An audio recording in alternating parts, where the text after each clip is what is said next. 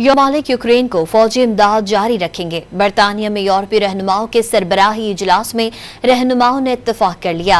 अमरीकी और यूक्रेनी सदर के दरमियान कशीदगी के बाद यूक्रेन से इजहार यकजहती के लिए बरतानिया में यूरोपीय रहनुमाओं का सरबराही इजलास हुआ, जहां रूस यूक्रेन जंग के खात्मे की कोशिशों और वसी तर यूरोपीय दिफा पर तबादला ख्याल किया गया। यूरोपीय रहनुमाओं ने इत्तफाक किया कि रूस पर इक्तसादी दबाव में इजाफा किया जाएगा। बरतानवी हुकूमत यूक्रेन को यूके एक्सपोर्ट फाइनेंस के 1.6 अरब पाउंड इस्तेमाल करने की इजाजत देगी।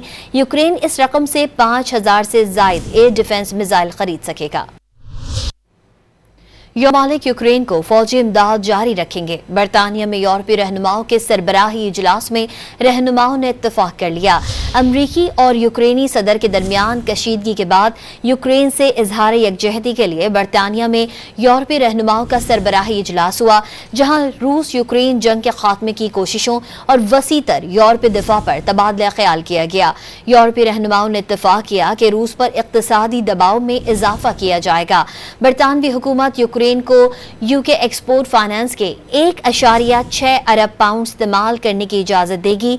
यूक्रेन इस रकम से 5000 से जायद एयर डिफेंस मिसाइल खरीद सकेगा।